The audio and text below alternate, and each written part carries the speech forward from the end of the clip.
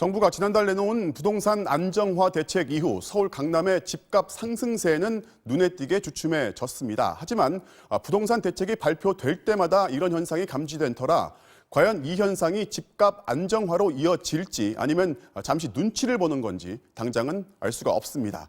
현장 사정은 어떤지 이준희 기자가 돌아봤습니다. 5명이 근무해 제법 규모가 있는 서초구의 부동산 중개업소입니다.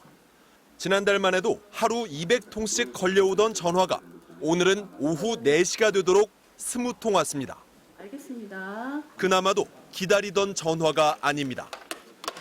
매수문인가요? 아니요, 임차인인데 좀 컴플레인 좀.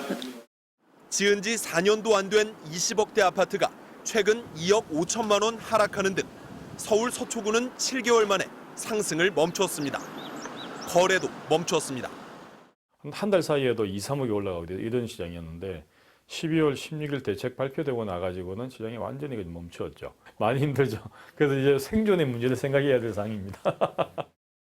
바로 옆 강남구도 상황은 마찬가지입니다. 제 바로 뒤에 보이는 전용 면적 114제곱미터 아파트의 최근 실거래가는 30억 원으로 대책 이후 1억 5천만 원 빠졌습니다. 이곳은 학원가 1번지라 불리는 대치동입니다.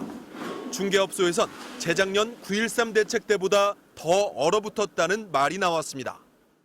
그때보다 훨씬 더 어렵죠. 굴산보다야.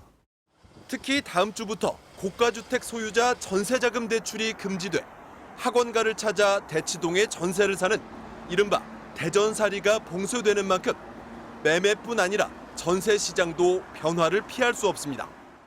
아무리 대치동이라도 대출 규제 때문에 아마 전세랑 반전세 이런 수요도 아마 상당히 줄을 겁니다. 정부의 1차 목표, 강남 지역의 집값 안정세가 어느 정도 이뤄진 분위기. 일부 주민들은 몇몇 급매 아파트로 인한 착시 효과라고 주장하기도 합니다. 가격이 좀 떨어진다고 막 그러더라고요.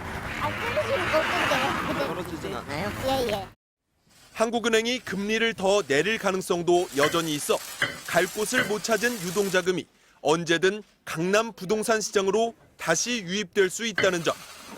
또 수원과 용인 등 수도권의 집값 상승폭은 오히려 커지고 있는 점은 챙겨봐야 할 부분입니다. MBC 뉴스 이준희입니다.